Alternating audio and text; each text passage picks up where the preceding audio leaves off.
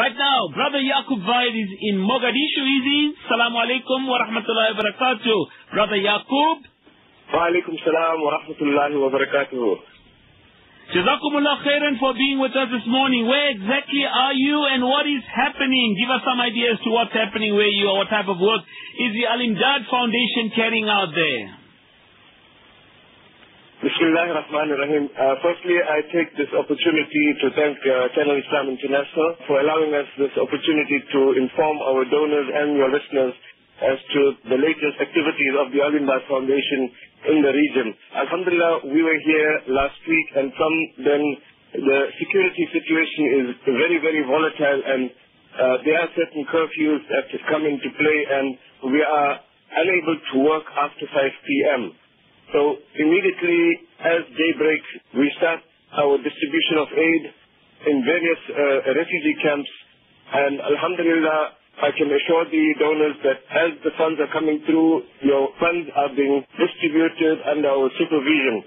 Although the situation is quite critical, we are taking a very well-planned approach, and in doing so, we have partnered with a local Somalian reputable organization called the Zamzam Foundation, under the supervision of the OIC in Jeddah, where many Muslim organizations have come together due to various political reasons, because certain organizations of the West are not allowed to work in this Muslim country for various reasons. So we have formed a coalition with about 14 or 15 other organizations and have partnered with the Zamzam Foundation to ensure that the distribution of aid goes through very professionally, transparently, and smoothly. We have started distribution of aid. If you look at our website, you will find that when the internet connections are available, we are trying to upload some pictures of our distribution onto our website. However, the internet facilities are extremely slow, or at most times not even available. So when these facilities do become available, we try to keep our donors updated via the website. Coming back to the camps, in the 8 years of Al-Imdaad, I think this is one of the worst situations that we've experienced. For example, if we compare last year around this time, we worked in Pakistan where large tracts of land was made available to the Al-Imdaad Foundation, and we set up entire tent villages with proper sanitation, etc., etc. However, due to the security situation here, there is an internal conflict that is taking place, which we wouldn't want to discuss on air. Due to that reason, because of the security situation, no such large tracts of land are available to any NGO.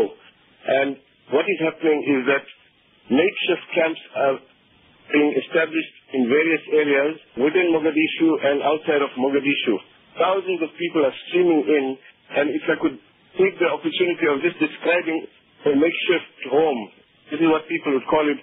It's hardly 2 meters by 2 meters with a few plastic sheetings around it made of branches of trees.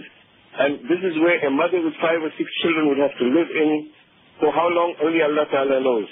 Now, when we look at the situation, there is no proper sanitation in these refugee camps. There is a lot of work to be done. And the issues of health are of great concern. And in one camp, for example, we have heard that on that day alone, 7 babies had passed on. So the situation is quite difficult in that, coupled with the political issues, the security issues, there is this famine that has come to the people of Somalia, and outwardly it would seem that there is no hope. However, when we speak to individual families and individual persons through translators, we find that the level of taqwa, piety is extremely high. They have accepted the situation, and many of them say that whatever good or whatever bad, it comes from Allah subhanahu wa ta'ala. Many of them, the adults, are fasting. When we go into these refugee camps, they are reciting the Quran Sharif, they have tasbih in their hand, and the tawakkul is on Allah, and they say that Allah has brought them into this test, and definitely with time, Allah will remove them from this test. Ameen. Now, coming back to the health situation, what the Al-Imdaad Foundation has done is that we have partnered with the Arab Medical Union. And inshallah, when we get back home next week, we would be making the necessary announcement where together with the Zamzam Foundation, we want to establish an entire medical facility in and around Mogadishu where a school will be converted into a hospital. We will be funding medical equipment, mobile clinics, and referral clinics. So much so that the Zamzam Foundation has Somalian doctors under its wing, and it would be easy for these doctors, because of language problems, to treat their own people. Now, the Arab Medical Union has come in with the offer of professors and specialists from Egypt. Another group of doctors are coming in from Sudan to train the local Sudanese doctors, and within a period of 6 months to a year would gradually phase out and allow the Somalian doctors to take over the camps. With this partnership, we have now paved the way for our fellow South African doctors to come through, and the necessary announcements also will be made by next week, where we are looking for preferably husband and wife teams who are in the medical profession, or any female doctor that has a mahram that can come through to assist, especially in the gynecology section, in the pediatric section, and childcare units that are being established. And these announcements will be made via our e-news or through the various radio stations, including Channel Islam, inshallah. Sometimes back we've made an announcement that the Jordanian government has issued us with a cargo plane. Now, we are looking at various possibilities. Food is available now at certain wholesale departments in Mogadishu. So we are looking at the possibility of airlifting food, which is a great necessity, but the priority is also medical supplies, which is in short supply. So we are looking at either airlifting medical equipment to set up this hospital and to bring in doctors, and a similar project is planned to airlift from South Africa. We are in negotiation with a large donor of ours who is prepared to fund the entire project. So we request du'as from the South African donor community, from the ulama, from the pious people of South Africa, that the various NGOs that are working in this area, be it from the Middle East, from the UK, that Allah Ta'ala accepts our combined efforts, because there is no competition in this work. It's one organization complementing each other. The work of every organization is required here, and it's a service to humanity. And I appeal to all our donors that are listening in, that open your hearts during this month. It's one of the worst crises that we've ever seen, and Allah Ta'ala will definitely reward you for your efforts in trying to assist the people of Somalia.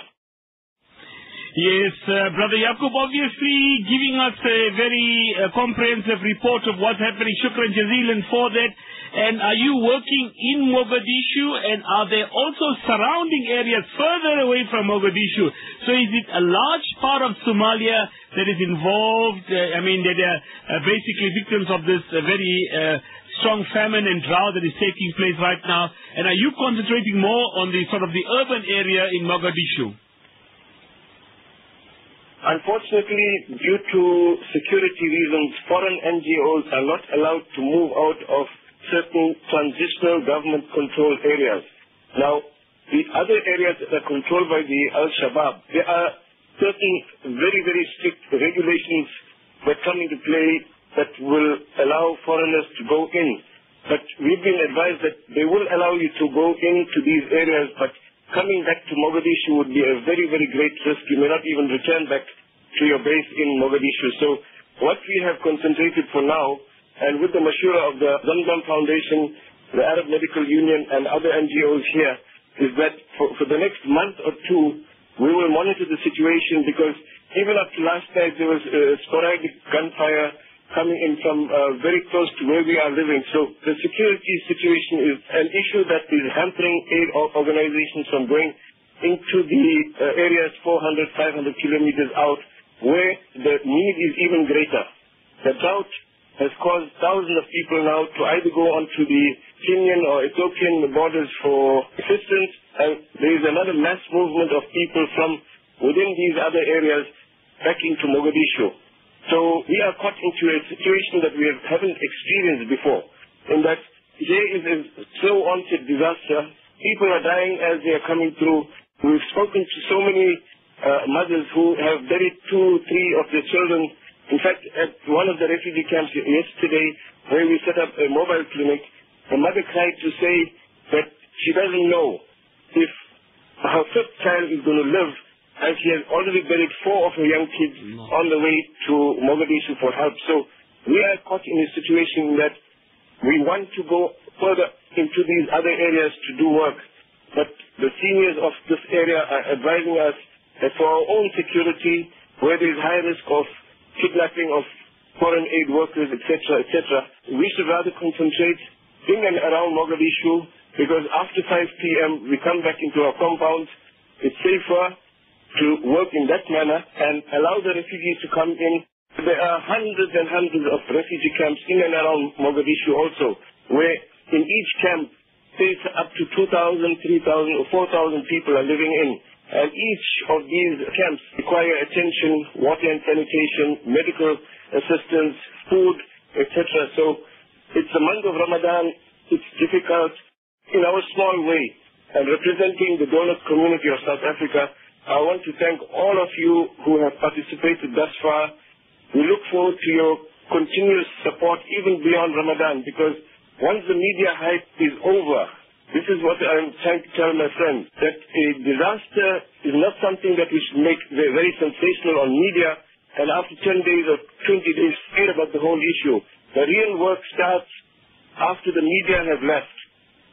And we are planning here to be for the next 6 months to a year, and these are the arrangements that we are making with local Somalian organizations that will act on our behalf and allow our teams to come in on a rotating basis, because things are difficult. It's extremely hot here. It is extremely dangerous in certain areas here.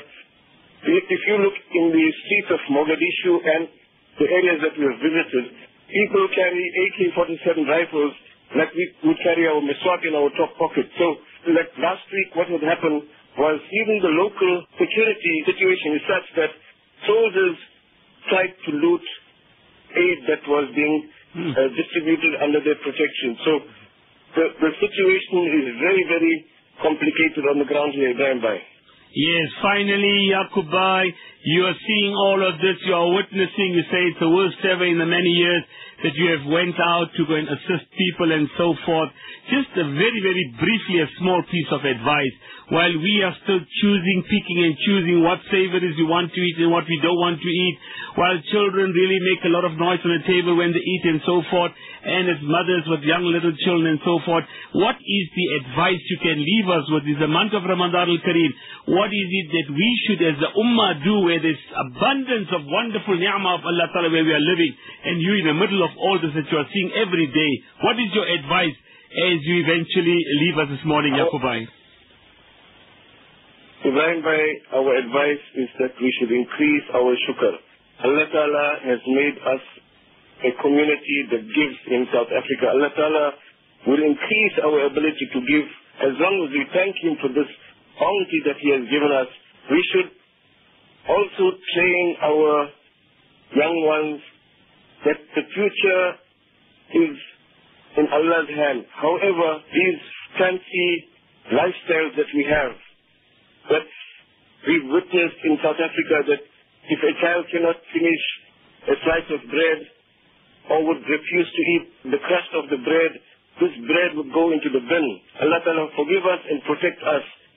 These types of our lavish attitude should slowly change in that we should appreciate exactly the bounties of Allah that has come through to us as a South African community. We should not be wasteful. We should live a simple lifestyle. Here, as I had mentioned, 4 or 5 people, mother and children, living in a 2x2 makeshift home. I mean, these homes are smaller than some of our toilets, you know. So, as a South African community, our advice is that make shukr to Allah Ta'ala and reduce our lifestyle from the lavish, high and mighty style of living. Come back to your basics. Allah Ta'ala will always be of assistance to us, inshallah. Ameen. And Allah Ta'ala has favored us Allah Ta'ala has favored us as a South African community. We should always increase our shukr so that we are always giving, and Allah Ta'ala must never ever make us to be on the receiving end, because it is extremely, extremely difficult from what we've witnessed in Mogadishu and in certain other areas here around Somalia. Yacoob, shukran jazilan for being with us. Hafizahullah, Allah Ta'ala protect you, look after you and the team and all the workers, and of course the community of people out in Somalia. Inshallah, as we promote and ask people to pour out from their hearts and their pockets for the aid, it still continues. Lots and lots of assistance still needed by various organizations like yourself too, and all the other organizations working there. Shukran jazilan for being with us, Yacoob. Wassalamu alaikum wa rahmatullahi wa barakatuh. Wa alaikum salam wa rahmatullahi wa barakatuh. Jazakallah Ibrahim Bhai. وعين نجمك لا تخون مولاي قد نمت عيون وتيسر الزيغان عيون نمت عيون الخائنين وعين نجمك لا تخون نمت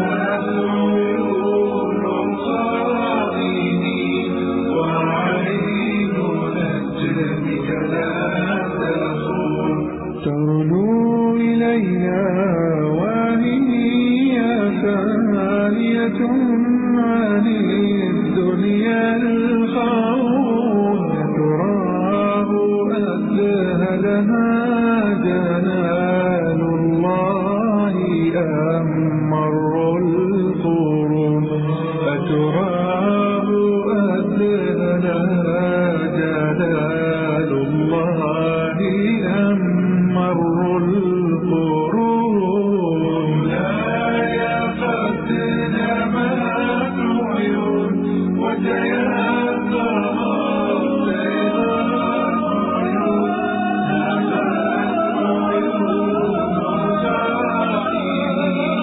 وعين نجمك لا تخون نمت عيون الخائنين وعين نجمك لا تخون أن من فوق الثرى لا يسمعون. 4 minutes to 8 Central African time. Very, very strong and powerful message out of the heart of the famine area in Mogadishu this morning.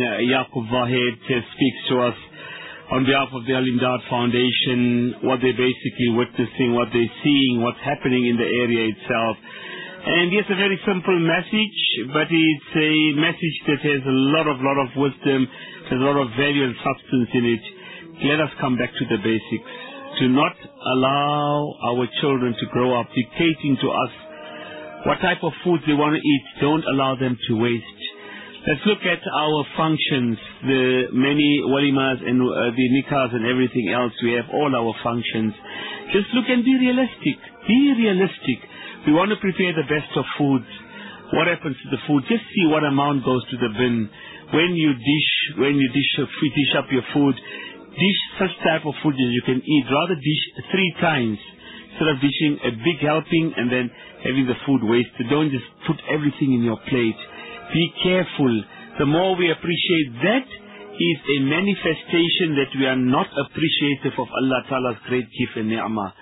Inshallah, let us work hard on this. Let's train our children. Let's make us understand.